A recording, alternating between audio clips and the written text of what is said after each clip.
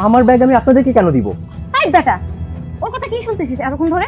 আমি বলছি হচ্ছে না, তাড়াতাড়ি কর, বুঝিস তো এটা পাবলিক প্লেস, তাড়াতাড়ি কর। ব্যাগটা দিয়ে দে। না না, আমার ব্যাগ আমি কেন আপনাকে দিব? শোন একটা কথা বলি, বুঝাই কথা বলতেছি। তুই একটা মেয়ে মানুষ, এটা উল্টোপাল্টা কাজ করছো, বুঝছো? এটা যদি পাবলিক জানে, একটা বার ভাবছো তোর আজকে গুঁড়ো গুঁড়ো করে কই যাইবো। তাই বলতেছি ওটা কাহিনী না করে ব্যাগটা দিয়ে দে। আমি তো কিছু করি নাই, আমি কেন ব্যাগ দিব? আমি ব্যাগ দিতে পারবো না। বোকা বোকা বোকা, আরে গাদা, তুই তো এমনি আরে কিছু করস নাই। তুই জান না, ও জানে, আমি জানি, কিন্তু পাবলিক প্লেস তো তা জানে না। পাবলিক জানে এই মেয়েটার তুই কিডন্যাপ করতে গেছিস, আর আমরা ওরে বাঁচানোর জন্য ধরছি। ওই মেয়ে সাক্ষী দেবো। এই তোরা সাক্ষী দিবি না? কি কোন ভাই, সাক্ষী দেব মানে 100 বার সাক্ষী দেব।